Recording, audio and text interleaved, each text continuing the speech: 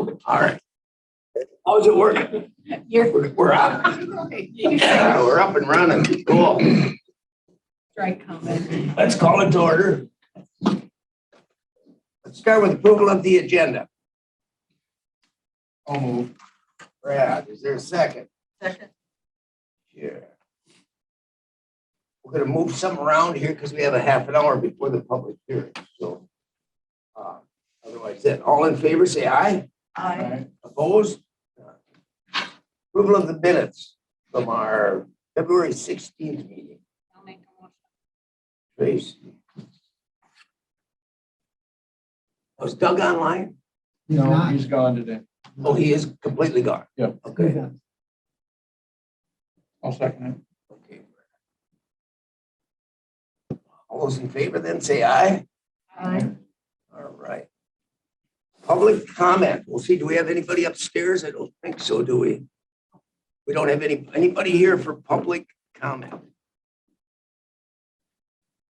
It isn't for the public hearing. Nobody. All right then. 3 calls, nothing. 4 is stuck. 5.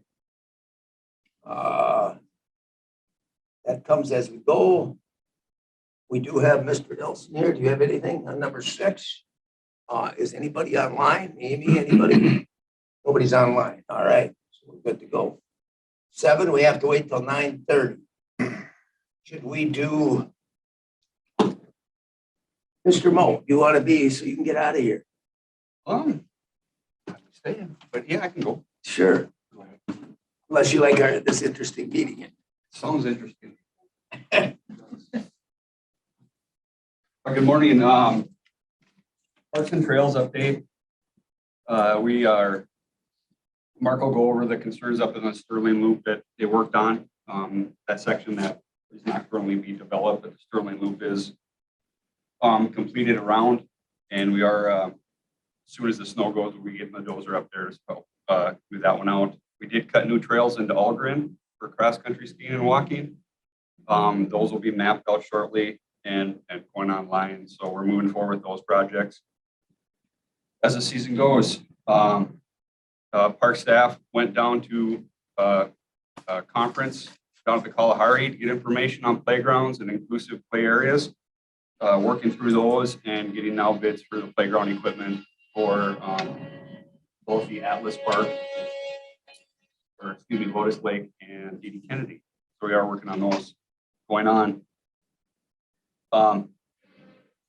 The other item on there is the 2 RFPs for the dam repairs. In front of you, you have the sheets. I believe in front of you, he handed out for the Atlas Dam. It's recommended to go with Cedar Core as the lowest responsible bidder on that one. That one's pretty straightforward. All those bids came in, those proposals came in similar dollars amounts. Then on the second page is the Clam Falls project. On that one, we're recommending going with Ayers for the $218,955. That is the only responsible bidder that knows the project and gave us a true number for the cost. The other 2 bidders bid it basically as they were until the study's done and know what the project is, then there'd be additional costs afterwards for engineering. So with the anticipated $2 million project, the 218 is the responsible bidder. So I'd recommend accepting the bid for Ayers and Associates for the Clam Falls Dam project, and then Cedar Core Inc. for the Atlas Feed Mill Dam. And I just need a motion for you guys to approve them unless you have questions. And I brought Ben with me here, not only as muscle, but he would be better for the proposals. Okay. Can we ask questions? Go ahead and ask questions, yes. What's construction observation? That's kind of construction management. Once we have the contractor on site, that they'll be on site to oversee the contract. Oh, Doesn't that number seem kind of high? Just does. Yeah. well, there's construction admin, observation, and finalized documents. So 60,000 almost in construction. Correct. You know, that's what we're seeing, the testing and everything that's going on there as the product goes forward. The administration is more of the admin costs, contracts, billing, that type of stuff, permitting. So on Atlas, didn't we put that out for a bid last year? We applied for a grant. So, We applied for a grant but didn't get it, right, so it was never programmed in. right. How did we know how much to apply for? I mean, or have we done this study on Atlas before? I mean, we knew how much to ask for in last year's grant. I'm just wondering why we were going to spend What was $25,000 that estimate for Atlas? to find out. Sure. So as part of the grant process, we hired heirs to write and submit the grants. And as part of that process, they have to come up with a cost estimate. So the cost estimate for the total project cost for Atlas is $115,000.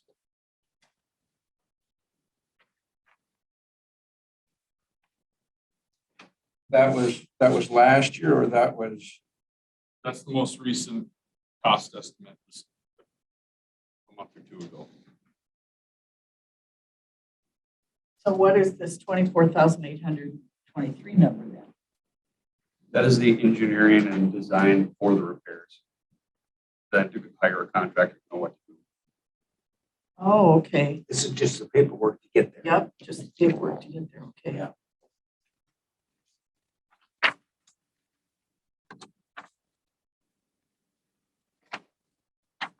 Now, any other questions?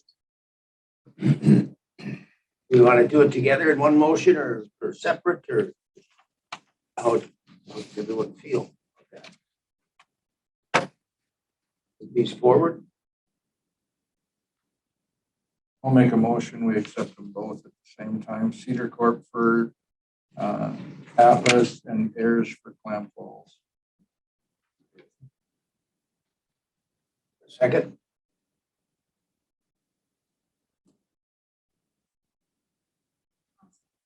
Second, Trace. Okay, so this is just the initial to get it all started, so we'll hear more after that. Okay, all those in favor say aye. Aye. Opposed? All right. Let's get started. Thank you. Then County Board, it talked about highlights over the last 2 years. So I just got a handout for you guys on stuff we did at Parks and Trails and Public Works. Okay. All right, thank you.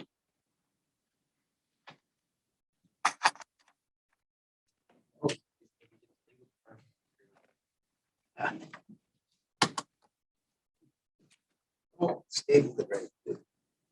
I did. I made sure I did that on here. How about number 9? Should we do Tim? We can fit you in yet before 9:30? Yeah, I think we can do that. Okay. No matter which one I take out over here, Bob. Take out the blue and white one, please.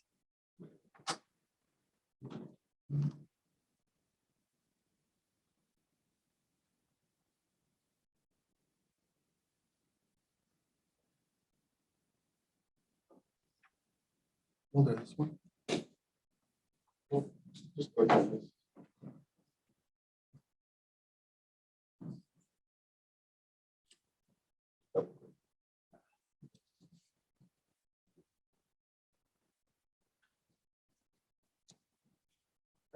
Just 5-minute update or so here, just to keep you guys abreast of what's going on. Trail network plan and the projects associated with it. Excellent. All right, so last time we talked about our work with the Trailhead project with the city of St. Croix Falls. They have developed a draft project agreement and have sent that to us a few days ago, and are working on the O&M agreement for the new bathroom and lift station facility. So they're moving along with that. This project, as designed here, they've given us some initial feedback that these islands and trees and stuff would go away just for snow removal and that kind of stuff for ease of access in there. Sounds like the Plan Commission and the Public Works Committee will still look at it a little bit, and we'll meet with them and their city council project finalized. At this point, we're at just a couple new updates for it. So to share that with you. Any questions on that? They updated any prices yet on this? No, not They yet. haven't done any of that shit. All right. Improving access on the Gandy dancer, parking and amenities. So staff went out and looked at this site in Milltown. Main Street's down here. 3rd Avenue. Northeast is here. This is Stokely Avenue. Gandy's right here. Nice wide open spot. In here, there's an existing shelter. I think from the Snowmobile Club that's right on the trail here. So there's a couple different options that we had Carson put together in Land and Water for 2 different potential opportunities. So we're focusing on getting access, a new parking facility for all the user groups out there first, and then focus on maybe amenities, restrooms, water benches, pavilions, that kind of stuff later. Go to the next slide, again. So that one just has a shelter, doesn't have restrooms yet. Right. Okay. Mm-hmm. All Yep. right. Yep. And it's like a 3-sided shelter right now. So the first site, again, is close to this existing shelter. It would be a flow this way, come in this side, pull the trailers in this way. We want to have a flow along here for trailers to be able to dump off snowmobiles and that kind of thing, close to the trail, and be able to pull through. I think there's 8 sites in here. It's kind of a narrow spot, so it's a little bit of challenge to get the required space and clearance and that kind of thing. But this is a proposed drawing that Carson came up with as an option for us to consider. The second one, the first parking area would be down here. The second one's a little further up the road, close to 3rd Avenue Northeast. A little different style, just for consideration as to 2 different ways of looking at parking. Instead of angle parking, you have pull in, through kind of parking, and it could be adjusted one way or another, closer to 3rd, and maybe get some access this way. We'll be working with the Public Works Director in the Village of Milltown and their village board, excuse me, on these proposals and see what kind of feedback they have before we move forward actual work on this project. Who keeps those plowed then? At this point, it would be the county, or we would have an agreement with some one of the user groups, but right now, the county. So Because does that's one- right in town, right? Does one parking lot give any more room than the other, or are you looking at doing them both? I think at this point, because we have 25 grand in the budget, it would be one or the other. Yeah, I think this one's a little bit longer. I think it has a few more spaces.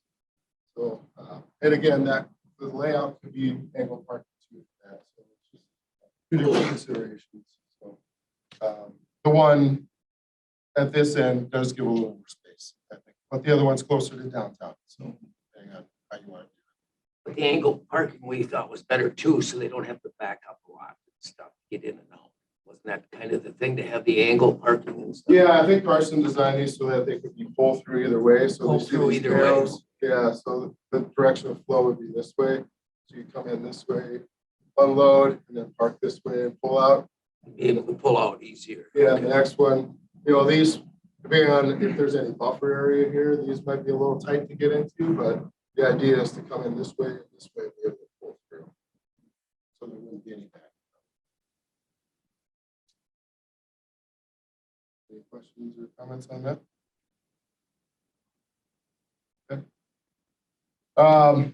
The county forest investigating trails for these 3 user groups, biking, equestrian, and cross-country skiing. We talked with PTAG about this, got some of their feedback, which we didn't get a whole lot, but the thought was to go talk to these actual individual user groups to get their feedback about what they would need in terms of amenities, how much miles of trails might they need, and go forward with that. So we'll be contacting these user groups going forward. Initially, biking or cross-country skiing, the investigation will probably focus on D.D. Kennedy, Albrin, Paulson Branch area, since that stuff's already there.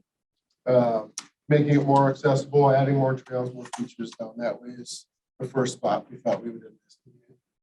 And then equestrian, Stars Lake is getting developed. They're updating the parking lot right now. And they're looking to create a one-way loop with some backup spurs for trailers off that parking lot. Right at the entrance questions or comments on that?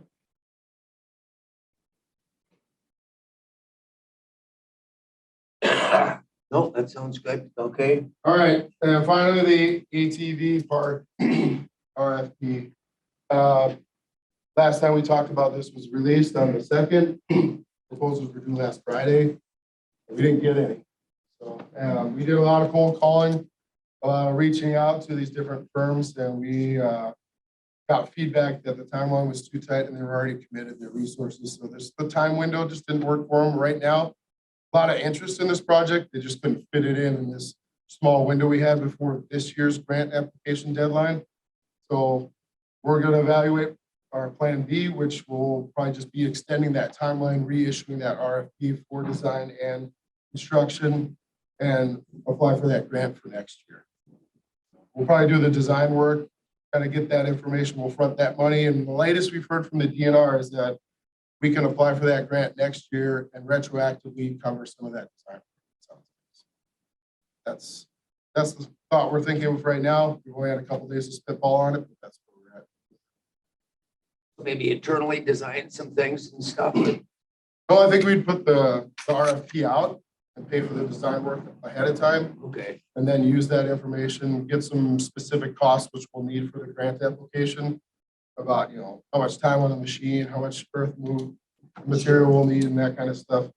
And then apply for the grant next year for the ATV grant, and hopefully include that design money in that grant application, so it should be covered at least at 50%. So now, with it being brushed and stuff, you're gonna let people go on it anyway? Well, this is the park, not the trip, not the loop, This is the intensive portion. the 40-acre intensive Yeah, portion. but It hasn't been cleared or no work. That has had, been none of done. those, I thought some of those trails were cleared too. No, not yet. Oh, they're No not? work has been Okay. done on this project yet. Oh, I thought you cleared some of those too. To open up. All right. Yeah, at the At the camp, beginning, at the at the campground, campground, they did, and then on the loop, but not at the but intensive. not at this. Okay, I thought they were there doing that too. Okay. All This right. hasn't been touched yet. Okay. All right. Any questions? Oh, I don't have any. Does anyone? Sounds pretty good. Okay.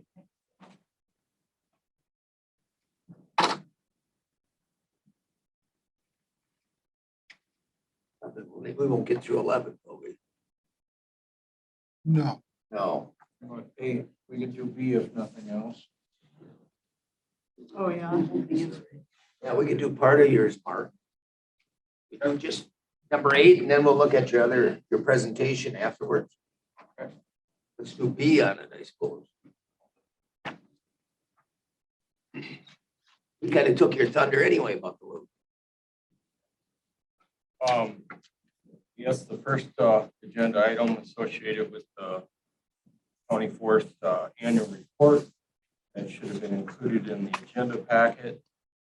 I don't need a motion on this. I do just need it recorded in the minutes, so no motion needed. The things I want to start off with would be on page 2 under the heading of county forest activity, just kind of a summary of the overriding things that the forestry department was involved in 2021. Basically, revenues were $107,654. I'll go more into that in page 3. Pretty much 5 timber sales were harvested, and also 8 timber sales were sold. So that will be the stuff that you approve here at the next meeting that you just gave approval to go out for bid. One of the biggest thing, we get audited every 5 to 7 years. This Sfi audit occurred last summer, which is pretty rare to go through an audit and have no findings. That was not only Polk County, that it also involved Chippewa, and who is the other one, Paul? Chippewa, and there's one other county, Eau Claire. So this audit does go on every year somewhere within the county forest. It's just they were at Polk this year and was happy to report that they had no findings. Quite a bit of reforestation activity last year with 118,000 acres of reforestation activity with tree planting. It seems to be the norm with deer populations the way they are, that we're bud capping to protect the trees that we planted for 2 years so that they don't get browse, so we don't have to replant it. With the money that was allocated in the forestry budget to the $3,000 that you folks approved to do some fixing and stuff, we were able to fix one culvert on the Sand Creek Road, and we were able to re-gravel a parking lot just north of W that snowmobilers use pretty intensively, as well as hunters. Thanks to the Public Works Department who conducted that work, we were able to complete those 2 little projects with $3,000 that was newly allocated. The other thing that I'll be looking at is got a grant that you folks approved through the state of Wisconsin. Snowmobilers have probably seen the fence. It's right off the snowmobile fence. The snowmobile trail essentially is a deer enclosure fence. It keeps the deer out, and we are going to be over the next year, 10 years, evaluating the oak regeneration on a harvest that was conducted 3 years ago. You know, comparing an area that's closed off to deer compared to an area that is not closed off to deer, and the impacts on oak regeneration. Polk County manages 7,000 acres of the oak forest type, so pretty interesting to see the impacts of that study. Moving on to this graph here. Essentially, out of that $107,000, where did the money go? That's all this is representing. And I'll go into further detail on the township payment and loan in further pages, but the breakdown last year was 58% of it went to the county forest revenue account that goes to the general fund. Also $61,000 payout to township, which you guys approved in the month of January. That isn't every township within the county. That would be the townships that actually have county forest acreage within them. I'll give the breakdown on page 3.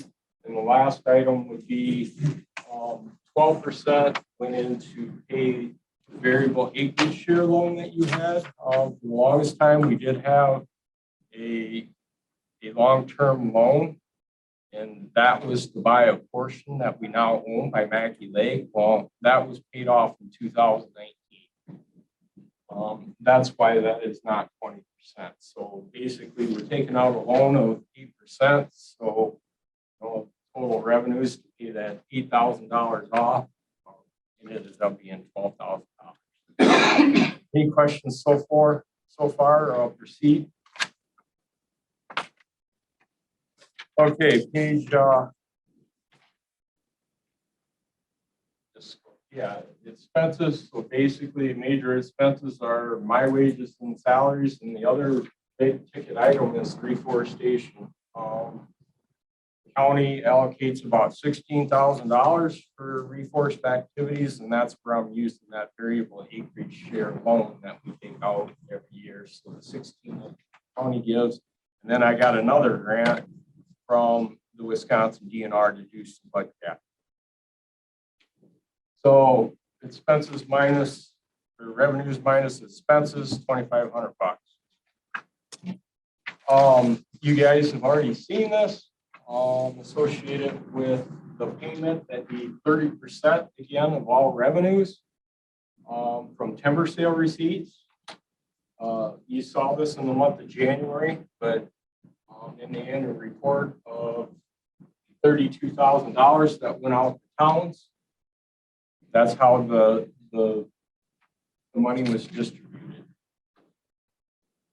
And then finally, here's the account balance. So to pay off the loan, where I put that 18%, excuse me, 12%. So we've got an account balance of $16,624. I spent most of the morning yesterday with Rhoda looking at that account. We are gonna be having a discussion with the auditor of whether to zero that out for 2021. So if that's what the auditor wants to do, we will so do that. Basically, it's a trust account, so we can roll it over. But it's like, what does the county want to do? Do they want to zero that out every year? Or do they want to roll it over? That's kind of the question. So either way, it's sitting there. It's either going to be carried over or zeroed out. So if it's zeroed out, basically you'll go to the county forest revenue side. Any questions?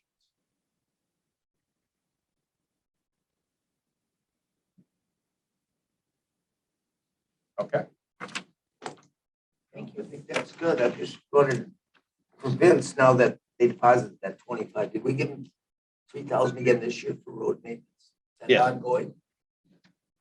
But that was all, just the three again. We did it that first year as a, let's see what they do with it. They did a great job with it, so we did it again. So we did it again. Okay. So thanks for your support on that again in 2021. I guess the plans are this year off of County Road O. We're going to be re-graveling that parking lot. To be clear, in the north part of the county, I'll show you when we get to the ATV stuff. Okay.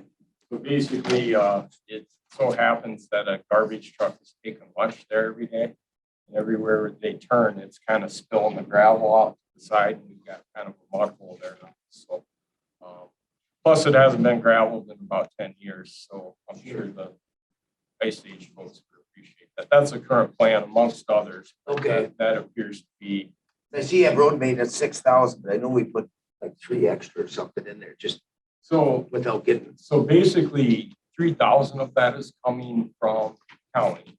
And there's about $2,700 that comes from the state because we have DOT classified forest roads. Sure. That the DOT gives us $2,700 to maintain that. I guess that money this year, a portion of that will go to gravel some patches on the Sand Creek Forest Road. They're up in Lorraine, the northeast part of the county. Sure. Okay. Well, thank you. That got us right to where we got to be.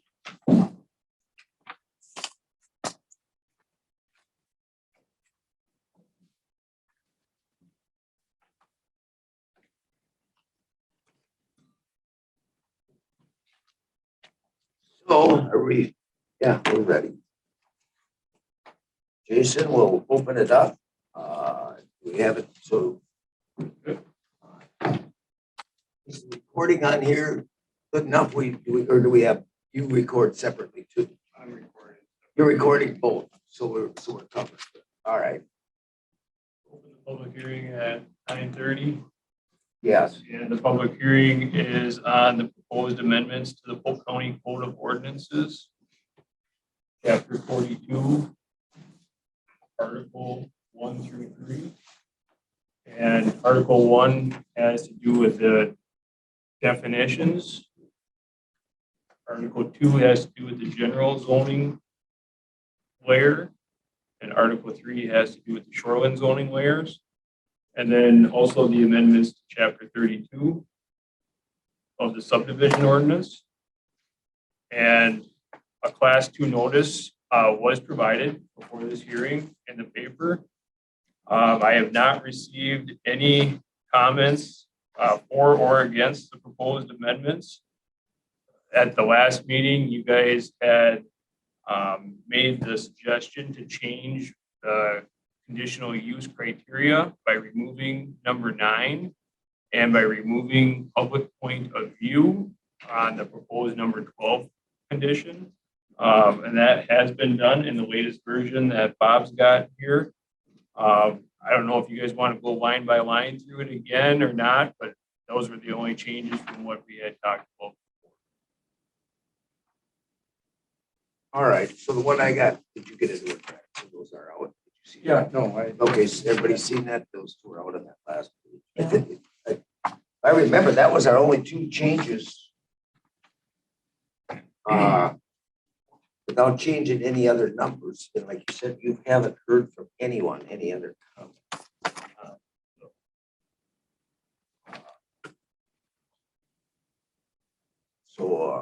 our numbers that were changed in there. Okay, maybe I won't open that door. So the provisions that would be, that we've been talking about so much for the travel trailer parks and manufactured home parks, those are the provisions in that will carry over into the general zoning layer as well. The chapter 32 easement stuff with subdivisions and whatnot will apply anywhere throughout the county, and that's kind of already on its own. So we don't have to carry any of that over into general. And the ordinance number and that for this, that will be going to the county board if it's so adopted here today, is ordinance 15-22.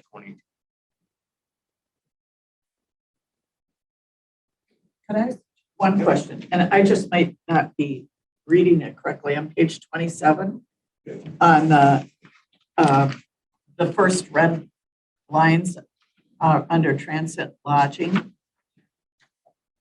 it says for up to 7 days per month from May through September, and a total of 174 days per year unless conditional use permit is obtained. So if they get a conditional use permit, they could go up to 174 days? They're able to do basically 7 days a month through the summer months. Yeah. And do 174 days. So that would be almost all winter, every day long. And that, but if they wanted to take and exceed the 7 days per month, Yeah. and that, or the 174, they can come in for a conditional use. And when you say, or that's what I'm not getting, or the 174, so they can do 7 days per month, May through September, or 174 days per year? Oh, and the total. And It says and the total.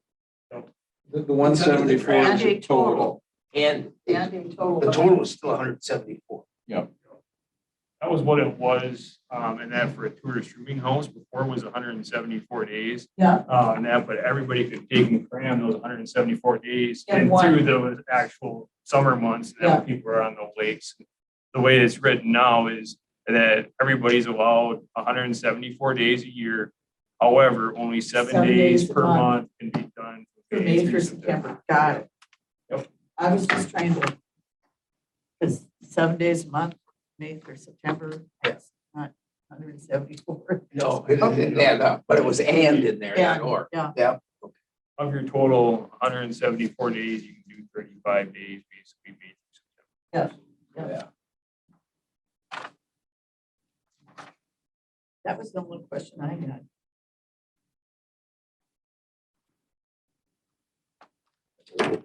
Numbers that I think, but I'm gonna leave that alone.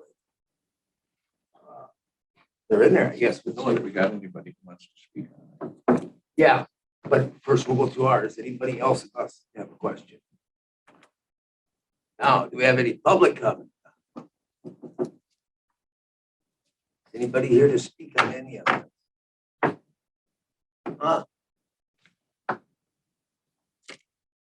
So do we? Chairman? Oh, I don't know if he counts. Come up, state your name. Come on up here. He snuck in. Good morning, I'm Brian Wenger. Had the privilege of knowing Jason and working with Jason closely on this. I just wanted to recognize the value of the employee that we have here in Polk County who's just done a stellar job on this project and collaborating with all of us. And so I just a little shout out to Jason. Well done. And the same goes back to him. I mean, he's devoted a lot of time going back and forth with us on this, and it's been very objective. It hasn't been very narrow scoped, and that he's done an excellent job helping us review our ordinances. So it's been a good relationship. So. Just a question, the family ownership side of things, did we kind of settle that last meeting? We did high density use is the way we defined it. And because we didn't want to go into like ownership style, because ownership style typically isn't a land use. So that's where we tied it into our density standards and made it a conditional use. So there is a provision that still allows for it, but it'll be coming before this committee. So then back to number 12 on the last page. We didn't take it all out. You read it, what it says now? Well, yep, I know what it is now. I mean, does that, so only a question. Does that make it easier for us to turn it down or any request down? I mean, does it open the door for the committee to just say, no, we don't like what you're gonna do? You're asking whether, if there's like a public outcry of some kind regarding a particular application? Yeah, I mean, because typically you sit here and we don't have a whole bunch of people showing up to say, yes, we want this guy's project, but we can get a whole bunch of people saying, no, we don't want this project. You know, and my concern is I think it should always be hard for the county to say no. You know, I don't want the committee to be able to say no just because, well, 3 of us on the committee don't like what that individual is going to do, you know, regardless of what that is. And I mean, I do understand that because you could pick anything and say, well, even if everybody's against it, the public interest still says, you know, I need a gravel pit, I need a wedding venue, so there is, you know, with taking out what we took out, I think. So I am not very concerned, and the reason I'm not very concerned, if you look at the term public interest, that's what you do as when you set policy. You are setting policy that you believe is in the public interest, whether that's a resolution at county board, when you're serving as a quasi judicial entity here, when you've got an application for a permit. The public interest is what we talk about when the district attorney represents the public interest in a criminal case. So of course, everything that you decide has to be in light of overall public interest. So I don't think it really adds much at all to the decision-making process. So we should take it out if we're already doing it to make it simpler. If it was out of there, it wouldn't change anything. Is that right? Well, the thought process is because in land use regulation, a variance has 3 criteria that Oh, we yep. consider. And Yep. that unnecessary hardship, physical property limitations, and not contrary to public interest. And that's Sure. one of the reasons why we put it in here is because there is a lot of case law on that aspect of it in land use regulation side. And so it gives you something to fall back on. And like the Calderwood case that we had, we were trying to take and, you know, write down our findings to take and basically say that, hey, 9 houses on a 3-acre lot is contrary to public interest because 1, we're going to be adding more boats and that it's already a busy area of the lake, you know, and that we're going to be adding impervious surfaces, you know, all that kind of stuff. So that's kind of the thought process of why we included it now. It would have been a nice one to have in dealing with the quarter. Sure. So it doesn't really change anything. It's what we're supposed to be doing anyway. Right. It's just kind of look at like a lot of It's these, in print is all. I mean, Yeah. the actual maintenance of safe and healthful conditions, you could say that whether you're looking at that for public interest, you know. Right. So it fits them all pretty much. Sound and driveways and that, they're all looking out for the public interest.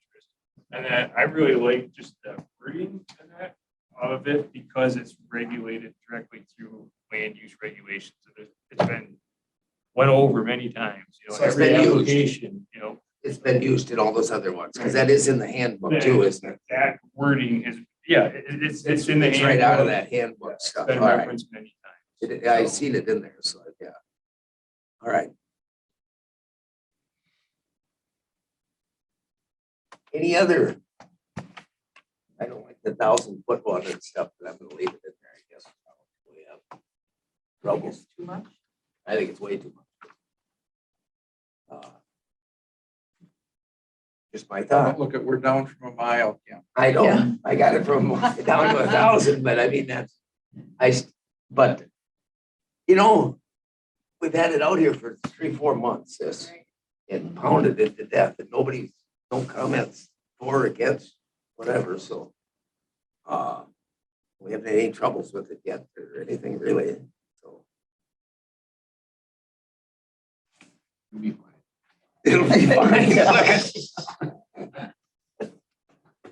So be quiet with all my marks, that is what you're saying. I think we're good. I don't. I would say that, I guess with no public comment or anything, we can actually shut down the public hearing. Yeah. So then we can. There was no changes or anything, so the draft that we got today would be the one that we would move forward as 1522, I guess.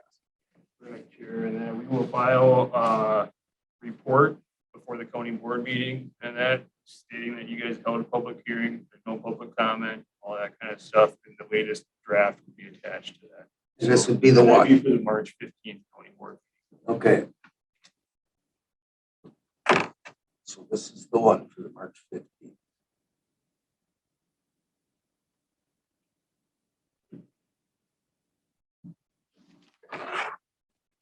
All right, so I'll entertain a motion to move it on to the full board. I make a motion to move it on to the full board. Okay, I second it. Brad. Any other questions, comments? If not, all those in favor say aye. Aye. Opposed? None. Okay. It will move on. Well, that's all you got for zoning today? Lucky you. Thank you. All right. Let's finish up, Mark. Is he here?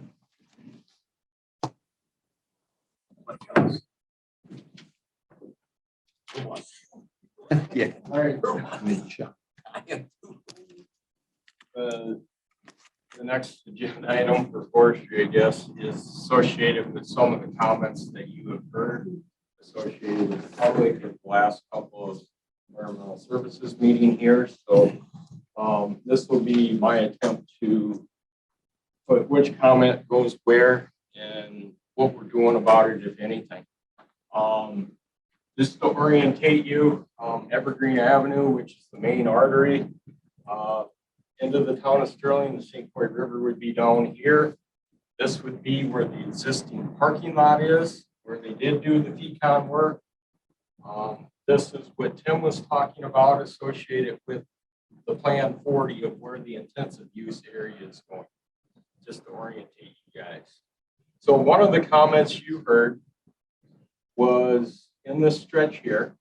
We won't hone into them later, just trying to hone you into what's going on here. The other comment was in this little corner by that green dot right there. Go to the next map.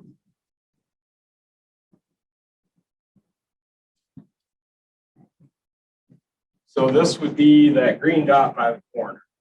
And the comment here is you're too close to our property lines. The property line on private would be in this white space here.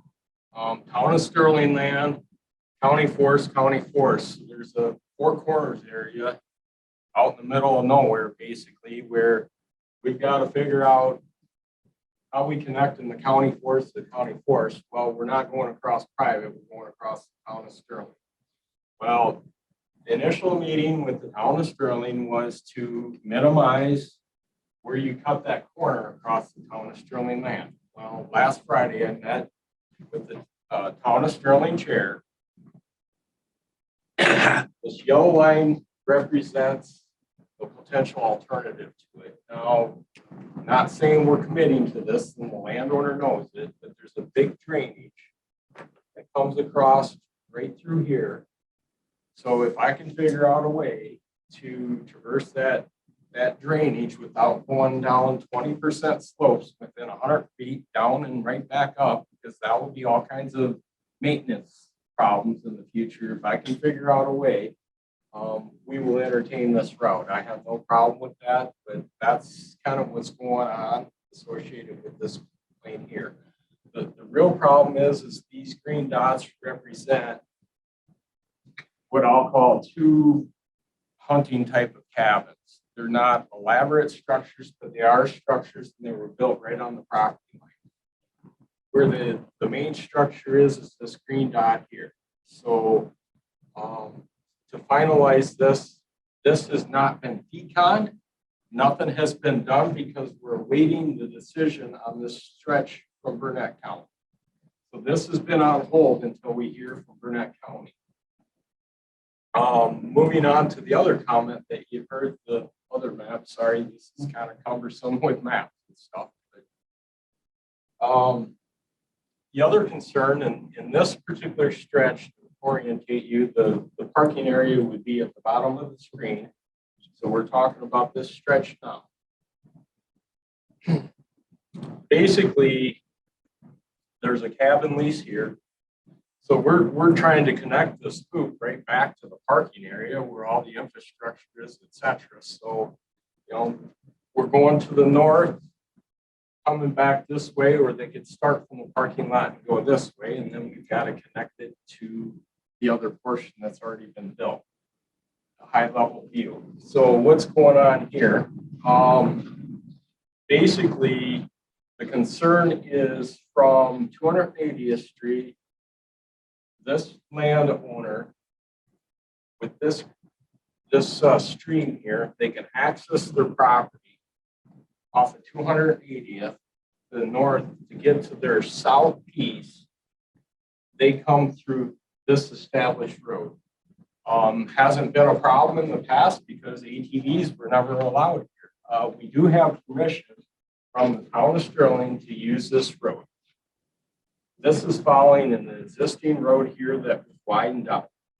The comment that was made is, why can't you move it further to the west? Well, here we go again. I potentially have to get permission from the town of Sterling. We already have a road here. It's already been deconned out. We're sticking to this. Is that private land or lease land? So this is town of Sterling, That's town of Sterling, private land right here. Polk County land right here. but we're not on the private land. No. Oh, okay. So the closest we come, so that's the other thing that they've been able to use. So they had a gate right here. So they're gonna have to move that gate from here to on their property. So you can't see it here, but there's a road on the south part of their property where they've been using this road to get to the south piece of their property. We are not shutting them off from access to their property because they have a road up here also. They can still get to their property, but that's kind of what's going on. And using the trail, the road that's on. This trail's already been punched through. Yeah, it's already there. It's already there. And yeah, and why would you build a whole new one for a whole section too, besides? Right. Yeah, So it's a trail, the red line is, And that's the trail. So we've already punched through this. That's already there. And they use it, like they drive their car down there to get their There car? vehicles. There's always been a road here. Oh, There's always okay, been a road here. So now we're using that road to put ATVs on. yeah. Okay, Is it a marked road or just a forest? It's a road. It's a forest road. It is soon to become used by ATVs. That's It's already there. the, I mean, that's stupid to try to build another one for that long. yeah, How close, at the closest point, do we get to the property? the closest point we get to the property line would be 20 feet right there. So again, we're making an ATV trail in the forest that's intermixed with different ownerships. So these things are going to happen. Oh, yeah. But I mean, we're not on their land. You're not asking to use theirs or anything. So I mean, that's, the point is, we're on our own. And it's already there, so it'd be, yeah, This road has been there. Yes. yeah. And it's been completed, widened out with down and stuff, ready for signage and wayfinding. But It that's is, kind okay. of what's going on with the two comments you heard. And you're familiar with what's going on further to the north of Burnett. Yeah. And that's pretty much, I would assume that it's not gonna happen. So I would be looking at the alternative routes sooner than later. Well, if this doesn't happen, that's the question. Do we even build this right here? That piece there. Because I don't think that township, I think it's what, Anderson Township, isn't it? Pretty slim chance they're Pretty gonna, slim chance that they're gonna, because they only want it on tarred roads. So, I mean, if we don't build this, they can still get back by way of 300 Evergreen, Sure. or, whatever way we choose, do 310th and back. They can take any of the roads up there open, aren't they? So they can go around. So, I anywhere. mean, we're not dead end, if we don't build. Yeah. I'm saying, To maximize miles in the Yeah. initial planning, this was laid out and to connect for that county. yeah. And the reason it goes is the swamps and the river crossing to the north. They can still use this road right here, Sure. with this blacktop. Anderson. Yeah, into it. But this other one, yeah, by reading what they had in their letters and stuff, I don't see that So basically, happening. to summarize, if we don't get permission for Burnett County, they can use this if they want, because that's already established route, but we will have to abandon from here to there. I mean, we could still build this if we so choose. Dead end. Back on 300. But in the construction thing, while this was being built this winter, it's like, just hold off until we hear from Burnett County before we build that segment right there and this segment right Yeah, there. because I just, yeah, I think it's I a don't know, done deal. that the way we're I not- read it, Yeah. it isn't gonna happen. The loop is, the loop is continuous now, coming back. to Yeah. that. So we're just not gonna build that section until we hear from Burnett, Yeah. Which I don't think we're not gonna hear from. from Burnett in the township, so. So then if we Okay. don't build this, then it's a non-issue. Yeah, This one, and we're not rebuilding. yeah, then that part would be a non-issue. And the other one really isn't either, because we're not encroaching on anybody else's land, so it's kind of, the other, Yeah, I mean, like right here, we do, this is where it's important to keep that relationship with the town of Sterling. Because Yeah. we cross the land here. We're catching the edge of it there. yep, And the one, we did receive a comment on right there. right there, yeah, okay. But also the people themselves are using it too to get to their property, the same road. So I mean, and we're maintaining it as the county. Well, And as a trail. That's the exact discussion I had with the town chairman. It's Yeah. like, no one's maintaining this today. Yeah, But that does, if we choose to keep this, there's some long-term maintenance things to think about where not be a stretch we might want to gravel. sure. That way you don't have sand blowouts and that kind of stuff. Is there much logging right in that area? That's pretty much done for a while, so that'll be down the That line. road has been utilized for logging. Okay. Then it makes sense to leave it where it is. Okay. All right, let's take a little break.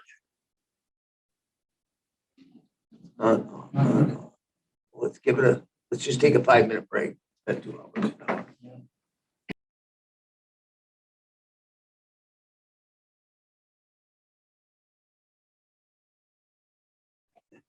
Okay.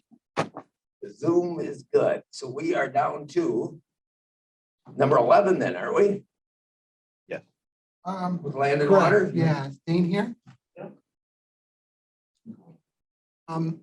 Dane, do you have a presentation It's on there. on there?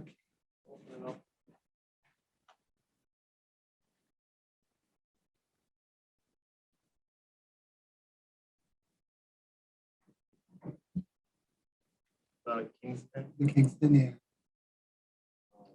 Yeah.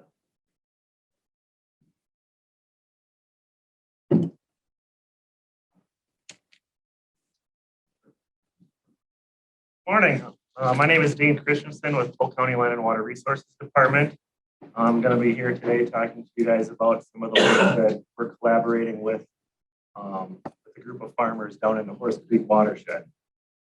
You can go to the next slide, Bob. So just a quick background. The Horse Creek Watershed Council is a group of farmers down in the Horse Creek area. So basically from the area between St. Croix Falls and Deer Lake stretches all the way down to Cedar Lake Then we also work in the Sfi Lake Watershed, which is just the west side of Cedar Lake. It's a group of agriculture producers with diverse operations. We've got operators that have beef, dairy, cash grain, small grains, quite a diverse group of farmers. They formed in the early 2010s as part of a wider effort in the northwest area of Wisconsin to promote conservation through farmer-led councils. They are a farmer-led group, so they kind of direct what they want to do, but partnerships are key. Partnerships with land conservation departments, partnerships with private agronomists, with co-ops, all help them in the work that they do. The Horse Creek and Sfi Lake Watershed is about 42,000 acres with 16,000 acres of total cropland. There's numerous impaired waters, including Cedar Lake, Lotus Lake, and others. And the watershed eventually flows to the Apple River, just south of Star Prairie, and then to the St. Croix, which ultimately we know goes to the Gulf of Mexico. The council's main mission and goals are to inspire producers to adopt best management practices to protect water quality and improve soil health. They want to identify solutions for local resource concerns, promote farmer engagement and soil health practices, and they share this information through things like peer-to-peer learning, field days, yearly educational seminars, demonstrations, conservation practice incentives, and what we're going to talk about today is their cover crop and tillage test plot. When the Horse Creek Council first formed, there was many questions regarding the use of cover crops and their effectiveness, especially in northwest Wisconsin. This was also a time the council was hearing about benefits of soil health, and how no-till and cover crops were one of several ways to promote soil health. So they decided to construct a scientific trial to test these practices. Goals of the test plot were to determine how tillage practices and the use of cover crops might impact soil properties, soil health, agronomic productivity. They knew that this might take a long time to show, so they were prepared for a long-term investment. They feel strongly that the one way to promote implementation of these practices is to have local data and observable results that show that no-till and cover crops can work in our neck of the woods. So we're going to take just a quick little tour of the test plot. This is kind of our layout here. We've got 3 replicated trials of 5 different types. Bob, you can go to the next slide. So like I said, there's 5 different cropping scenarios. It is a cash grain soybean rotation, so 1 year of corn, 1 year of soybeans. The treatments are no-till with no covers, no-till with a multi-species blend, no-till with cereal rye, conventional tillage with cereal rye, and a conventional till with no covers. The plots are laid out, they're about 40 feet by 140 feet, which is roughly 1/8 of an acre. We wanted to make sure that it was a scientifically based study, so it's replicated 3 times. So each of the trials has 3 different replications. We wanted to make sure it wasn't too big, and we wanted to make sure it was easy for the producer to plant and harvest and everything, and also small enough for us to apply the cover crops and do the work that we needed to do. Soils in the plot are all the same. It's a Rochefort sandy loam with about 2 to 6% slopes. And prior cropping was soybean with like a mulch till, vertical till system. So next slide. So why no-till and cover crops? These conservation practices can help reduce erosion, reduce or improve soil compaction, saves time and money by not having to use tillage equipment, improve soil biology, increases organic matter. The list goes kind of on and on. Ultimately, we want to try to improve water quality in Horse Creek and Cedar Lake. Some of the data we collect is listed here. We wanted to collect as much as we could to hopefully show any changes in soil characteristics, soil health, fertility. Unfortunately, some of the things we've had to discontinue. We've lost a few of our partners like River Falls, and then lack of some funding has prevented us from doing some of the other testing. But we're doing standardized soil tests every other year. We're doing yield data, plant population, residue cover. Some of the other stuff we haven't done, but this last year we were able to do some infiltration and surface runoff testing through another partnership, through another grant. So there was another individual that came in and did some tests on the plot that is going to get some good data for us. So here's kind of what the plot looks like. This was the big photo is spring of this year, March 31st. You can see the different trials laid out. What you see growing is the rye cover crop. As the multi-species mix, most of it dies over the winter. The insert is, well, this would have been, the prior crop would have been soybeans. This was the spring before with the prior crop of corn. So you can see the corn stalks still there.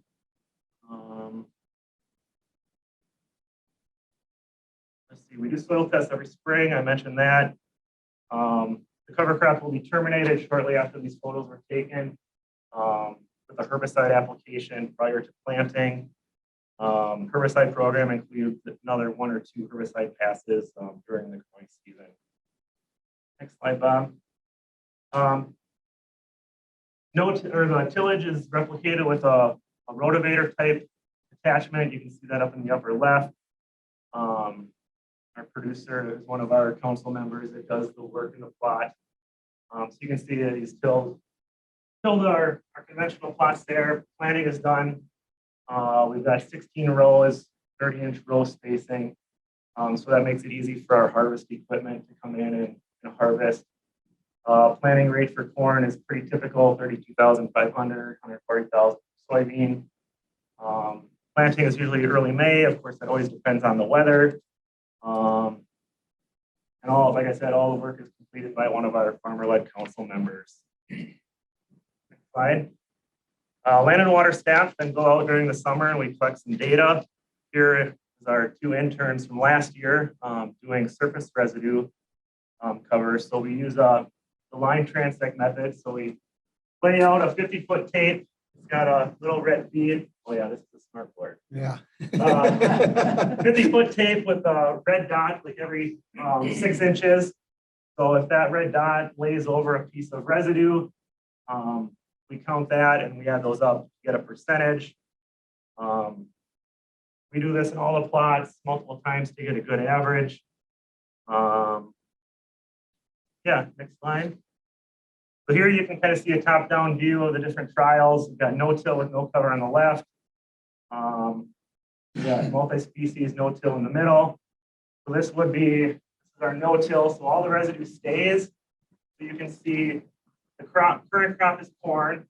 So the year before would have been soybean. The little small residue you see would be soybean from the previous year. And then the corn residue would be actually from the year before that. So the no-till really lays down a good mat that helps lock in the soil moisture. It helps prevent erosion because the soil is very vulnerable while that crop is just starting to grow. Next slide. Here you can see our no-till plot for the conventional plots. You can see that the residue is much less. I like these photos because you can see our footprints. So the one thing with conventional tillage is it kind of destroys the structure of the soil and can actually lead to compaction. You can see our footprints there where you can feel how that soil just compacts under your foot versus the no-till. You don't feel any of that. We've seen some changes in plant development. So here you've got no-till or conventional on the left and no-till on the right. The corn crop that year was about 1 growth stage, so 1 leaf less than the conventional plot. This is likely due to soil temperature differences, which affect emergence.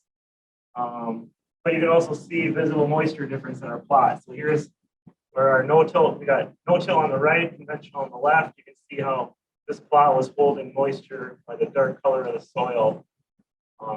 which is key in years where we might have drought. It really gives the advantage to that no-till system to hold some moisture.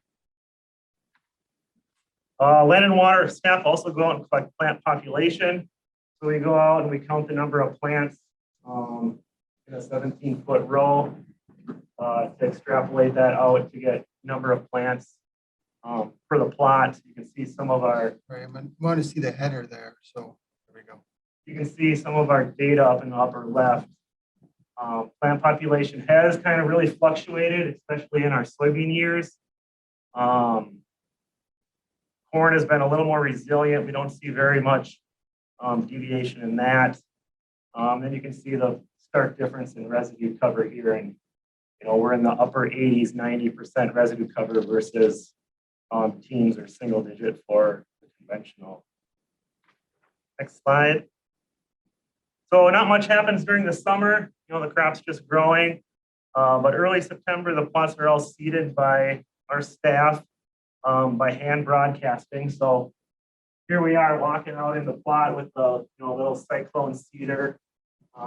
We got Eric here hand tossing some our multi-species mix. So it's a little labor intensive. We're trying to replicate getting that cover crop into the growing crop, to give it the most amount of time to grow. In a grain system where, you're harvesting at the end of October, early November, there's really no opportunity to get a cover crop out there. So this is what we're trying to simulate. You can see what it looks like after we go through with the seed. You've got the rye seed here scattered about. Here's a soybean, what the cereal rye looks like. That's just before harvest. So it would have been, the cover crop would have been seeded about the first week of September. And then you've got, this was from this fall, cereal rye on the left in our corn, and then multi-species next year on the right. So we plant about, for soybean, we plant about when we have 50% leaf drop, so that you've got enough soil exposed where that seed can get down to the soil, make good soil contact, but you don't have a heavy mat of soybean leaves to prevent that. For corn, we're planting about when the leaves are, yellow about up to the ears. So when we have good light, we need good soil contact. We also need enough light to penetrate the canopy to get that crop to grow. The rye is planted about 70 pounds per acre. The multi-species about 15 pounds per acre. The rye comes from one of our local producers. He actually grows a lot of acres of rye each year and sells for sells for cover crops. The multi-species mix was developed to include several species. Some do overwinter, but most of them winter kill. Includes cereal rye, daikon radish, red clover, crimson clover, racine clover, wheat, rapeseed, and oats. And like I said, cover crop seeding usually takes place the first week in September. So then we have harvest. Again, harvest is done by one of our local producers. We also partner with the local co-op. They supply a staff member and a weigh wagon and help us collect moisture content readings, as well as weight, which we convert into the yield for each of the plots.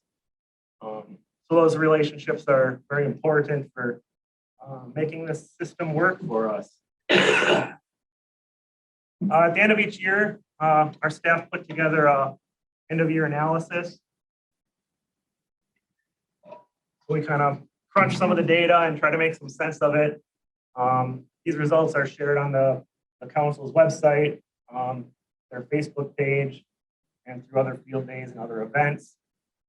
So we try to highlight some of the happenings in the plot that year and try to tease out some of the data. So next slide. This slide shows our yield throughout we've been doing this now for 7 years. You can see the graph at the bottom. Yields have been fairly steady. We haven't really seen, one trial that has produced the best results. With farming, everything kind of depends on the weather and other factors. So it's been really kind of fluctuating. Some years the no-till with no covers has been the best, but other years it's been the worst, and vice versa for all the other plots. So it's been really interesting. Next slide. All of this work, we feel has led to implementation in the watershed. Our staff have been doing inventories, with assistance with the council of no-till and cover crop use in the entire watershed. So 2015, we had 623 acres of no-till. 2020, this year we had, 1,700. So quite an increase.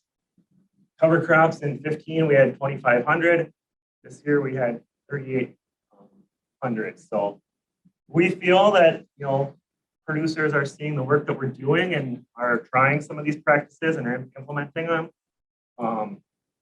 The increase in practices has led to, quite the reduction of phosphorus and nitrogen and sediment that is reaching Horse Creek and reaching Cedar Lake.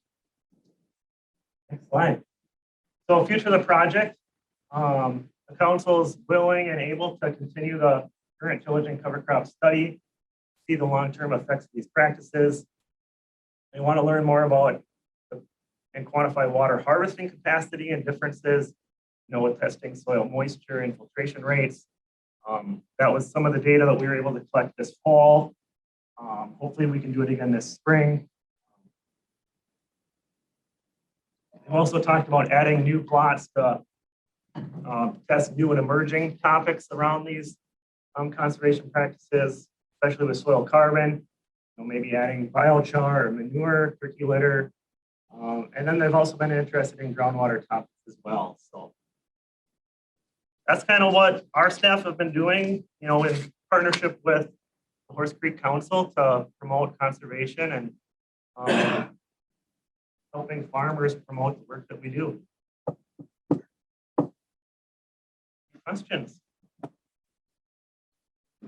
See the farm, most of that was on 10th and 220th was As far as, where the farmland was, stuff down in the Cedar Lake Flat.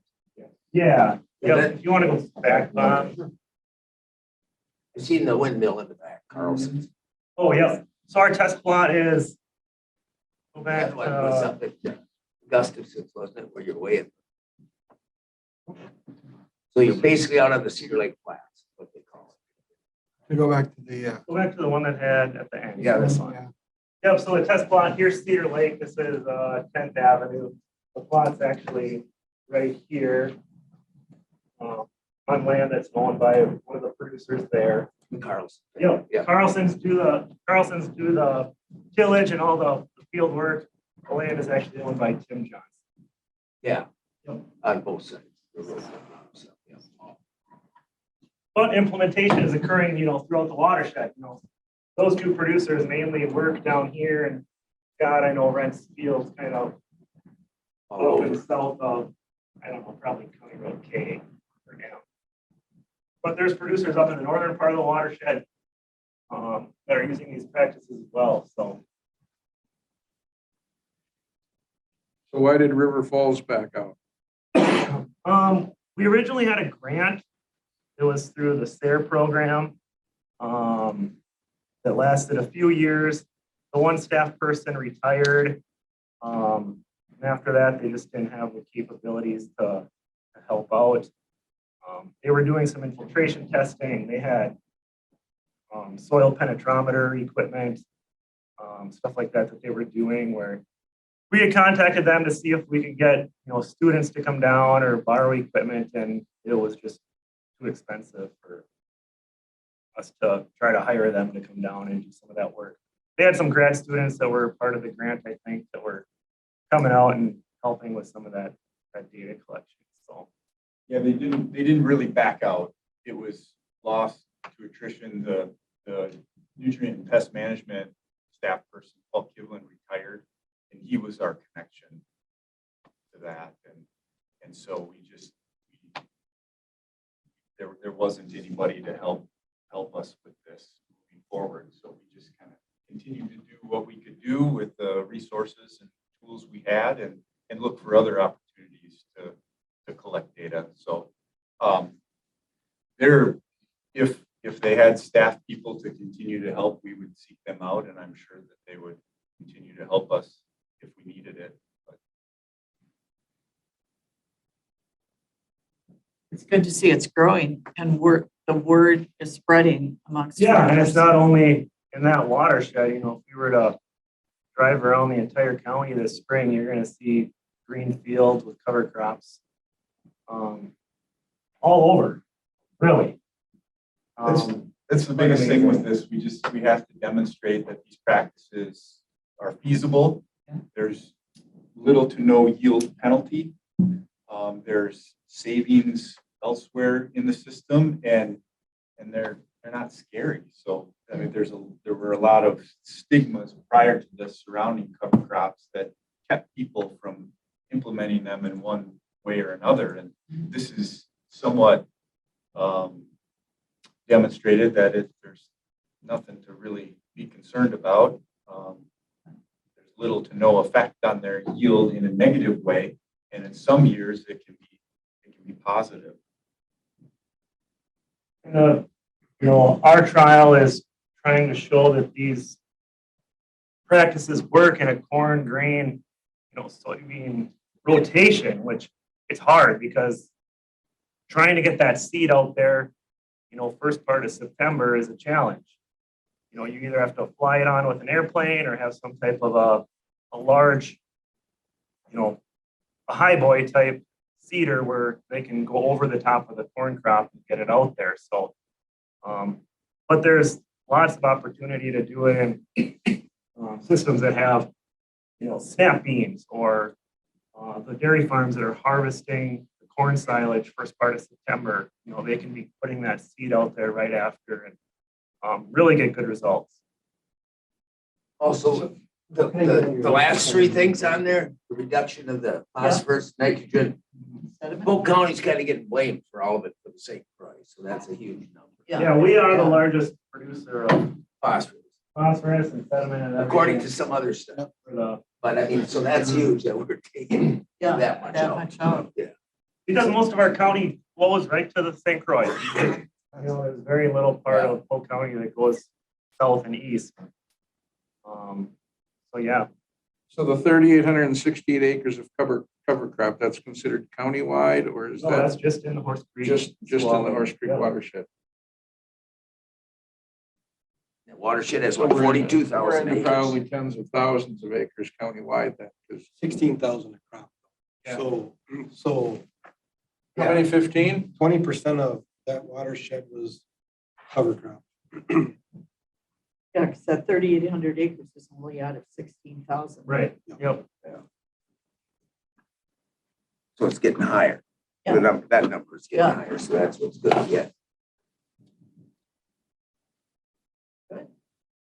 Yeah, thank you. Thank you.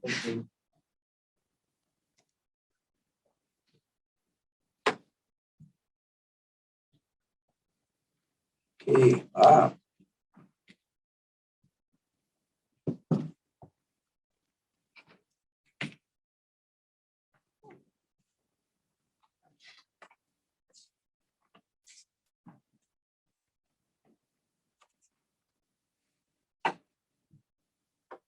And 37. I know. Wow, You're not done yet, are you? I am not. Okay.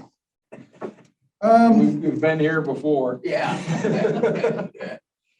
Well, I'll try to keep it brief. On March 18th, I emailed you all the list of accomplishments from the product of the Environmental Services Division. Now, these are efforts or initiatives that have been completed outside of our core functions. So these are just things that have been done, big programming that have been a result of staff within our division. So I just shared that with you. We're just trying to prepare for the March 15th county board meeting. I can provide you with all kinds of data in terms of how many permits were pulled and things of that nature, but this is different. This is products from either policy initiatives or resolutions or directives from you all.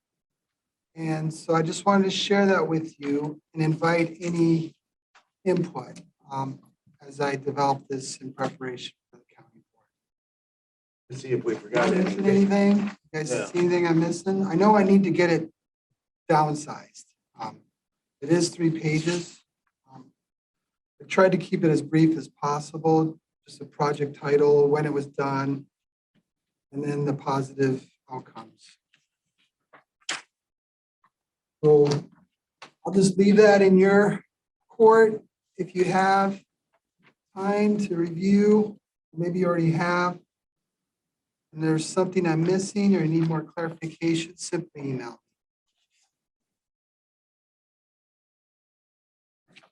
I had some last You did. Be a good one to go through. All right. I'm just,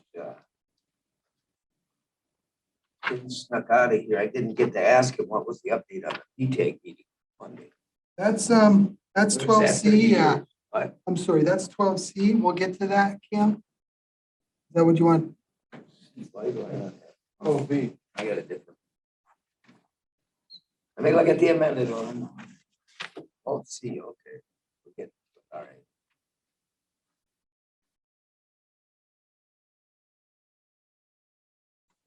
Oh, are we gonna get to B? I want to see that again. I don't have that, The resolution? the resolution. You don't have it? I don't have one. I was looking for that. I left it at home. I know I did. You don't have the resolution? I want to mark it up. Yeah. Is it in the packet, Scott? 1022.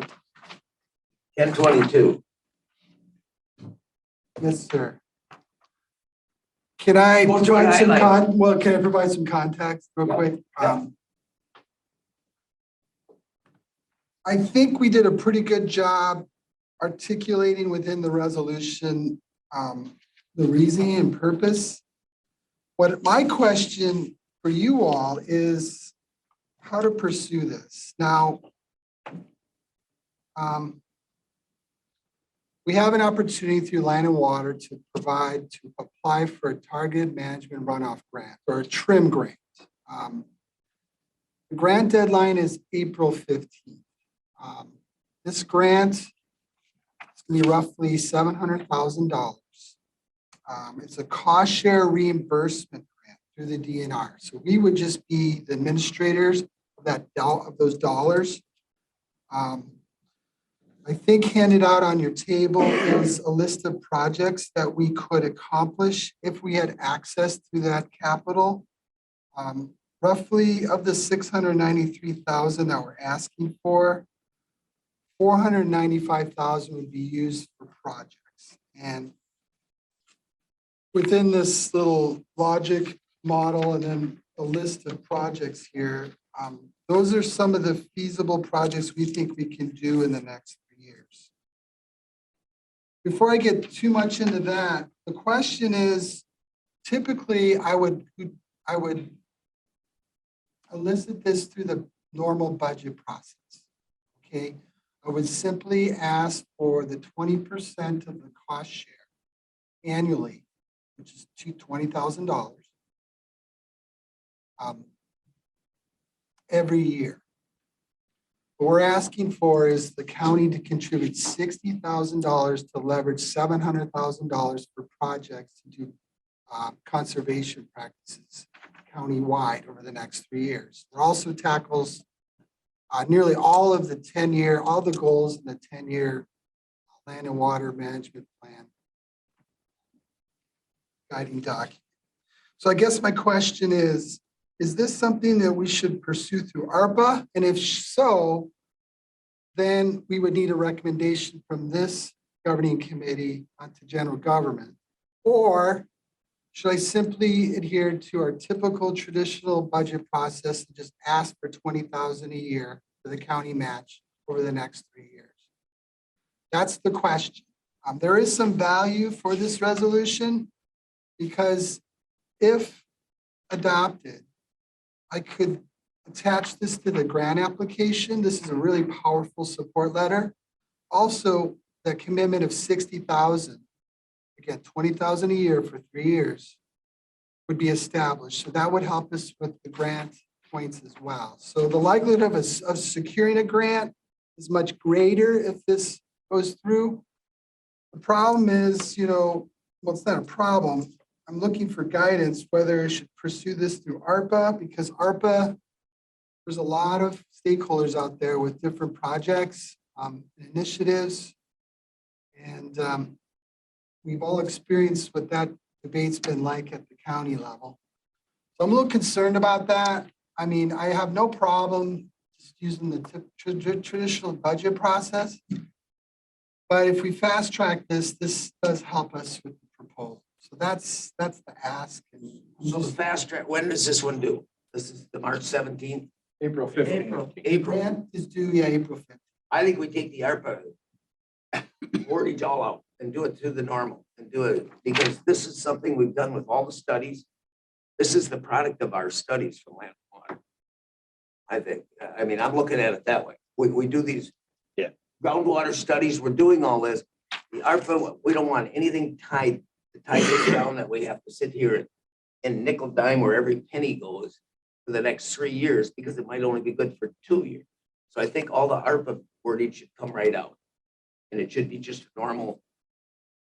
And there's no need for the resolution. There's no need for the It meets resolution. our It meets priorities. it, but for we the could county. still have a resolution that we back Yeah, we can to help with it. Sure. That's fine. I'm just looking at it that way and take the ARPA stuff out of there because that's controversial and I don't think it's tying it up and there's too much paperwork into this ARPA stuff. You know, for $20,000 worth of ARPA, we'll have $10,000 worth of paperwork. You know, we're not getting nothing done. So I'm thinking we should do it on the normal because that's what our studies have been. We've done the groundwater studies. We're doing 2 more. The outcome of that is right here. So let's actually do something and not do just studies. Let's actually have something. Go ahead. So at 195 over, or 495 over 3 years, we're gonna spend $165,000 a year studying something. What are we gonna study? I mean, that's, No, these aren't studies. These are projects. Project. These are the projects. That's what I'm saying. The projects will get Yeah, done. in your handout, this handout. Yep. There's a table there. So I'm looking at not doing studies, doing the project. these are the projects that would be implemented over the next 3 years utilizing the trim grant dollars. Yep. Okay, there's 2 columns there. There's the total and then the feasible. So for example, you look under structural practices, manure facility closures. We know out there in the community, countywide, there's 8 of them, abandoned pits that are problematic. We think with those dollars that we can abandon and close 5 of them. So those dollars would support these projects. It's a cost share program, so the landowner has some skin in the game. They'll be responsible depending on their economic situation, either 30 or 10% of the total project cost. The county contribution is roughly about 8% to each of these projects. So we have them all listed out from grass waterways to cover crops, to those structural practices and those non-structural practices like nutrient management planning, riparian zones or buffers, filter strips, etc. That first column where the total is, that's the number that we know of projects out there. The second column are the ones that we would tackle over 3 years with this grant. So you can look at it as this. Again, we're utilizing or leveraging a lot of capital to pass through the county using land and water's resources to make sure that these projects are implemented. Land and water also has to do the outreach to convince the landowner to participate as well. But we are pretty confident those are the number of projects that we could implement over the 3 years with the access of that grant. Yep. So what I'm hearing you say, Chairman O'Connell, is not bring towards the ARPA debate and just simply use the traditional budget process. Yes, and get it going to get this, because otherwise it's gonna just, I think there's gonna be too many strings attached to that ARPA. This, and I'd rather see us work towards projects instead of studies. Well, That's what I'm looking at. these are And all, that's- Tangible are all projects. Tangible products. These are all tangible projects. So Yes. I'm thinking that, I think we'd have, I can't believe that we couldn't even, that we shouldn't do this that way. So when would it, Start this spring, this year, No, 2023. 2023 it would start. so it would not, I mean, we wouldn't have to ask for the 20,000 until the next budget cycle. Right. I'd probably either ask for 60 up front because we can maybe tackle a bunch of projects on the front end. We need more of the county's share. For example, we use half of it year one. So there's only 30 left, and then we do 15 year 2 and 3 of the county share. So we'd like to have that flexibility. So I might just ask for 60 for 2023 to be used over 3 years. So this comes with an added employee. We would be able, of the $700,000, we would be able to utilize, let me get the number. 138,000 for staff time. So we're thinking of hiring an LTE, 3 years, limited time employee, using those dollars to subsidize their costs. So we would have a 3-year limited term employee to help all of our staff implement all of these projects, because it's as simple as this. Those 5 people there don't have the capacity to lead all these projects. You can try, but with an LTE, that would be the person that would do the more nominal tasks and the general work, where the more technical stuff would be left with our current. If I could add one thing, Mr. Chair, just so the committee has this piece of info. I think one reason for the resolution was to help the success of being awarded the grant. Because if there's a resolution and commitment, it goes much more towards a successful grant application. Bob and I discussed this last week, and one thing that came up is, if you all recall, in the 2021 budget year, we appropriated money for an LTE for a study, and then subsequently weren't awarded the grant. So I think that's part of the reasoning that Bob had for his resolution. Right, yeah. So the resolution calls for 60,000 of ARPA funds. But we can take To those monies out. serve as the county share Yeah. for the grant. But we can take the ARPA stuff out. I don't really see the need for the We won't resolution. need the resolution. I don't even really see the need. But then, Even though doesn't the Chad says it resolution would tell go the state when farther. we're applying for the grant that we're in? Yeah. This is why they were saying they need a I mean, resolution. isn't the resolution, regardless of if it's ARPA funds or Not. or our funds, general fund funds, it still tells the state when they're looking at the resolution. Recommend it. We are committing the 60,000 Yes, over 3 years. Yeah. to do these projects. That makes sense. Yeah, and not necessarily as a 60,000 the first year, but that we're committing 60,000 over To the do 3 this. years, and then however it comes. So the resolution is the same without the ARPA funds Verbiage in it, yeah. tied into the resolution. And then that would just make it, if that helps with the grant system, that says, okay, yes, they are into it. Yeah, boom. So we're committing county funds Yes.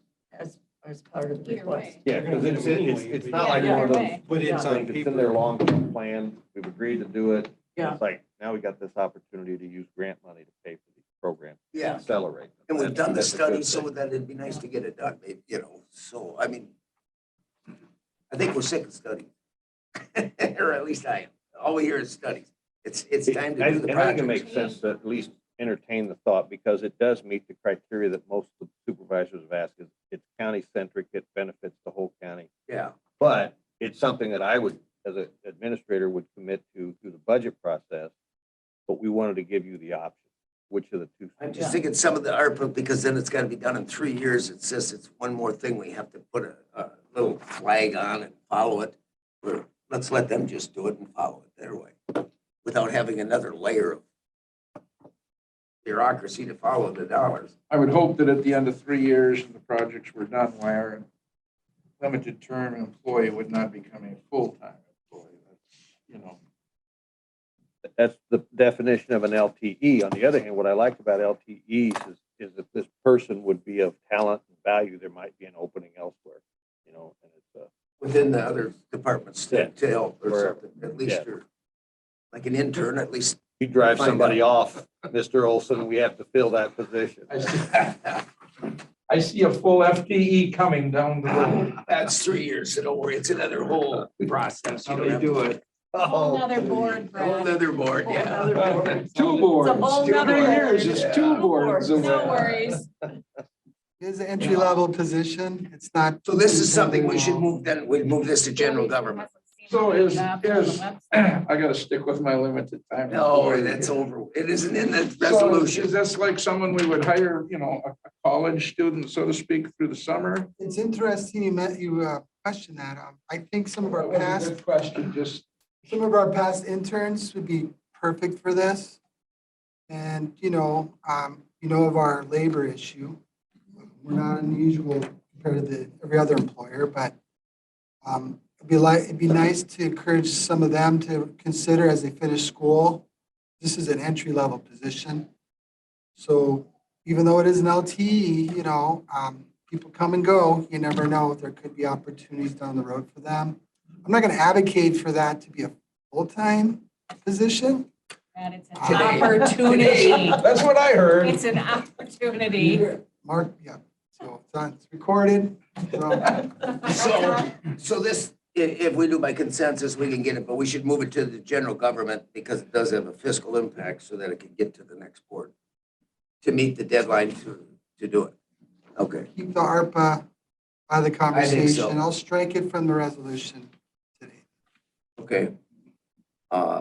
So then we should move this on to general government because it does have financial impacts. This is for 2023, so we won't need a budget amendment for this year. No. No, we should, but we should just, Does it need to go to general government yes, because it has a fiscal impact. next year? Yes, everything does. If it has any amounts of money, it has to go to general government. Basically, it'll be a It's resolution. not gonna matter what general government says if we don't get the grant. We're not, Yeah, excuse me, Chair, but general government, it doesn't impact our budget this year, so the general government has nothing to approve. You'll be approving this at county board budget next year. So general government, there's no fiscal impact to this year's budget. well, it still has, anything should go through them, even so that it's there, it goes through, so it gets on the next budget. But it won't, if we don't get the grant, it won't go on the next budget. We get the grant this summer, I'll make a budget request for our budget So process. when is when will we know if we get the grant or not? I think it's early summer. And I think it's when you would send it to general government, you guys can ask that. General government can do it when, if you guys move forward with it. Yeah. Yeah. I'm just thinking, as soon as it says legal impact, we have it where it has to go there, so I'm sure. It does have to end up there someday, so to keep it moving. Because we hate to say we're gonna get the grant, then send it to general government, and they say no. What if they said no? Their blessing on it, do that. I Maybe we mean, what want if to they put it, say no? we might want to put back in amend it to say ARPA funds. You never Yes. know. You might, Yeah. but then we could take that off at the board meeting again, I'd take it back out. You are gonna make this last till noon, Either aren't when you? you're going through that. Make sure that person doesn't get on full. I'm just saying, what if we sent it there and they say no? Then we did all this paperwork. That's why I'm saying, sure, it's financial, it should go through there. Because what if we send it there and general government says no? we're not What if they say yes? And the Then new it moves general, the forward. new general government says no next budget. time. That's what I'm saying. So but if it's already says yes, then it's there. That feel. Okay, I think that can be a staff thing. it is. We gave our direction. One thing that makes this unique, these trim grants are available all the time. We have some younger folks with a lot of initiative that want to make a bigger impact. Yeah. We haven't traditionally applied for such a large grant because, well, there was concerns of capacity and energy. But it's a reflection of the energy level and ambition of the Land and Water Department, primarily because we have some really really positive, forward, energetic staff. Yep. So, And they approved this last year. We had an invasive species ordinance passed and they got the signs all in 1 year and they actually got most of the signs up. I mean, it's like, we didn't have to do another study and we did this. Unbelievable. Okay. So should we move this on by consensus? Yes. Yes, yes, yes, yes. All where's right. it going? Where's it going? You're gonna take the ARPA out and send it to general government to make it look good. All right. If they don't want to look at it, then it's take the money out and it's there. Want your copy back? Okay, Thank you. I appreciate that. I know ARPA is a little sensitive and that's why I just question which process. So thank you.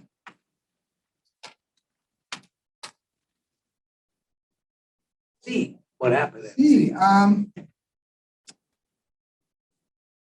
we had a very positive meeting on Monday night in PTAG. In fact, as you guys know, there's 3 pending projects that are planning related that we need to focus on. They include recreational opportunities for equestrian, cross-country skiers, and bikists on county property. So they PTAG endorsed staff to work with direct representation of those user groups to future plan those projects. So that was one outcome. And they also are receptive to continuing to serve as an advisory committee. It's clear to them in their advisory in any emerging projects or opportunities that are trail or park related going forward. And so whether staff brings them a project or this committee defers a project or the full county board, they're willing and able to take that on. So what does that mean? Does that mean they continue to meet monthly or just as needed? That's a Or- good question. No, not less frequently. We have 4 projects internally in the queue. One's coming up. It's the bike and ped plan that West Central Wisconsin Regional Planning will be leading. I think PTAG could provide some value as a steering committee or some type of interface with PTAG on that. We have also the outdoor rec plan will be needing to be updated next year, along with a comprehensive land use plan. There's a recreational element to that as well. And lastly is the tier 2 and tier 3 projects in the comprehensive trail network plan. Those will need additional work starting next year. So I don't think we'll be meeting as frequently as needed, or if they're convened by you all or the county board to tackle a specific project that are available. Projects, that's what they're working on now. Okay, so that's. How Sure, close man. are they? Do they? May I make a comment, being vice chair of that committee? Sure. You guys, I don't think we're working on anything now. PTAG's completed their work. And I think PTAG's position was kind of asked that, it's, till you give PTAG more work, They're there's not no gonna reason meet. for meetings. And Sure. that's what you're getting at. Yeah. That's So there is no meeting scheduled, there's no projects. If staff or basically environmental services wants PTAG to come back into, obviously the administrator would have to make sure he's got appointments in line, people are there ready to serve. Might take a couple months to get it rolling again if you wait a year or 2 before you need PTAG. But we have no projects until you guys give us work to do. Because the projects you mentioned are the ones that are actually being worked on, Internally, historically, Is yeah. that correct, Bob, how I Yep, said that? absolutely. We're kind of saying the same thing. In okay. terms of their work in the enabling resolution that form them to do the comprehensive trail network plan, that is done. Yeah. And a lot of it has to do with their endorsement on Monday night to let staff finish those 3 pending projects. Okay. However, they're receptive and available for any future projects Okay. that we might have for them or you all would defer to them. So you never know, there could be an emerging issue or project and you might want to defer to them, or you might want to take it on yourself.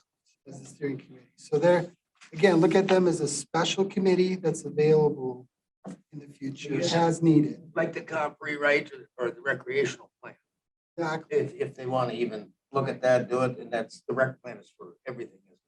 Yes, sir. So, but there again, like the bike and pedestrian plan, we're working with West Wisconsin Regional Planning. When you just work with the bike and pedestrian people that are are the county contacts now, Mhm. rather than bring the, the whole group together, you have contact people with all of the groups. So why not just work through those? When like there, it's bike and pedestrian. Well, that's the two groups you're gonna have to work with. Well, on that's that, what but- you said as needed, Yeah. as needed. As Yeah, needed. so yeah, I would be in favor of, I'm not gonna say shutting it down, but what do I say, stopping it, putting it on the shelf, so to speak, until Needed. until needed, until this committee says you're a go again, and then, Those 3 projects, or if something does come up or whatever, then yeah, we're back up. yeah. Well, I mean, that way it gives us the ability as a committee to look at it, say if we want it to go or if we just want it to stay here. Yeah. Yeah. That makes sense. They did a good job, on that, getting that. Well, got the groups all together. Yeah. That was a lot of it. That was a lot of it right They there. did do a heavy lift for us. Yep. And Mo was there as well. We thank them. And remember, it's not user groups at PTAG. There's also area professionals that like to recreate in Polk County, Yeah. representing recreation in Polk County, not Yeah. just a specific advocate for a group. Yeah. Yeah, I just think the biggest thing I'd like to share too with you guys is that by resolution, the administrator sets the terms. So if it's a year from now and you say, hey, Bob, let's get PTAG going, terms are expired. So you're gonna have to give enough time for the administrator. Because I think the structure, To restart, the yeah. structure is good in that resolution. So whoever the administrator is, whatever's going on, at least the administrator, you'd have to give enough time to put back together a full PTAG committee. To get the contacts and get it, Yeah, the people Yeah. there again, yes. Because it Yeah, did and then- take, when And there it take again, 6, there's 8 no use weeks appointing somebody now when their term might be up before they meet again, before they even meet. potentially. Yeah. I just want to make sure you guys, in 6 'Cause it months could from be a now, you whole guys say, different hey, let's list. send it to PTAG. Because it could be a whole different list of people that might not even be the same 12. Correct. Yeah. So, sure. Okay. So basically it just, we sunset, They're in a holding pattern. or in holding, whatever. Half of their terms are up, so they'll reach out to Vince, ask either to be reappointed or be taken off, and then, Vince will work to make those Yeah. reappointments. And like I as said, needed. we'll need probably at least 2 months. If we Yeah. wanted to I do mean, it, there- we'll stay ahead of time. I've got an active list now. People are coming to Okay. me saying, hey, I want to continue or not, and then Sure. go through the normal process. But it would take about almost 2 months, wouldn't it? Or a good month. to get it Yeah, I fired would like back some up. advance notice, yeah. Yeah, so if something starts to come up, we have to kind of do that. So we have time. Okay. I gotta say too, it was a very good process. I mean, it took a little time to get the ball rolling, but we had good attendance. We had very good discussions. It was, I think, a big benefit to the county to have all these different users, and like most said, we had professionals, people from the county. We had a broad group there, and Doug was on it with us, and I mean, I'm sure you have the same comment about it. You know, maybe give him an opportunity to talk about it too, because he was there a lot. I agree wholeheartedly. It did take a little while to get things rolling with the group, but we had some very good discussions, and I think the outcome, as far as the comprehensive trail network plan and planned projects, was the whole process was, I think, excellent and well vetted and all. I mean, not only did the members of the committee have an opportunity for input and insight, but there were, through this trail network planning process, so many opportunities for the public to have input and all of that. And yeah, I think having PTAG in there really helped it. And probably that group, the PTAG, for this process, as I see it, you'll probably lighten the load for our own staff here in the county. Because they were able to do some things, move some things. You know, I thought it was really good. And I'm one of those people that have already contacted Vince and said, I'm perfectly willing to Got it. to continue in whatever capacity. And I think, Chair, too, on this PTAG thing, it was only at the very end when a couple individuals or one or two didn't like the outcome that complained about the process. So I just want to say that never had any complaints about the process until they realized the process didn't get their outcome. And so I wouldn't take those, probably got letters on those. I wouldn't take that as the majority of the people that were on PTAG. No, Sure. not at all. Okay. All right. So we kind of know that's put on hold for a while. Good. Next agenda. Sir, zoning, we have a rezone. Sterling, interesting project. So we'll have Jason here for that. The timber sale bids will need to be approved, so we'll have Mark back as well. I'd like to have Tim rather than burdening Mo, unless you don't mind, Mo. Or unless something involves, what's that? I love coming here and Do see you you? guys. Yeah, I love it. We like having you here, Mo. We like having you. Motion or raise or something. So we'll leave that up in the air, but you have Tim and It's or in firsthand. Mo. He doesn't like it secondhand stuff all the time. He wants to know it right away. And yeah, that's, And Water have anything? for Well, updates? they do have some future presentations if you look at the work plan, but this was on the March. This was on the March, Yeah, okay. so they do have other programming presentations to deliver, but they'll Okay. be later on in the year. So no land and water on March 16th. And then whatever evolves or emerges will be under my update. Okay. So rezone, Timber timber sales. sale, update on parks, whatever else emerges between now and then. Okay. And pretty much anything, the rewrites and stuff, we're trying to hold off to what, November, we said? Any other That's- ordinance stuff? We're gonna, That's the land use ordinance season of rewrites, okay, November through January. okay. Any other, there's no other ones we have to update with the plans. I think we got them. 9 applicants for the vacancy in Zoning. zoning, yep. Oh, that's great. Closes on Friday. Anybody with a license so they can actually do it right away? Driver's license. I gotta get my application. You know how to soil test?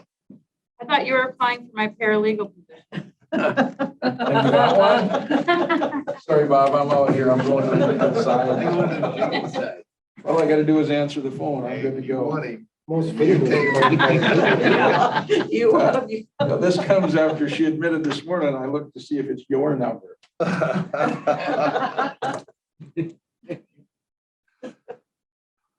All right, then, we, I make a motion, we adjourn. I'll second all those in favor then, say aye. It's only 11. Opposed? What are you going to do with the rest of the day?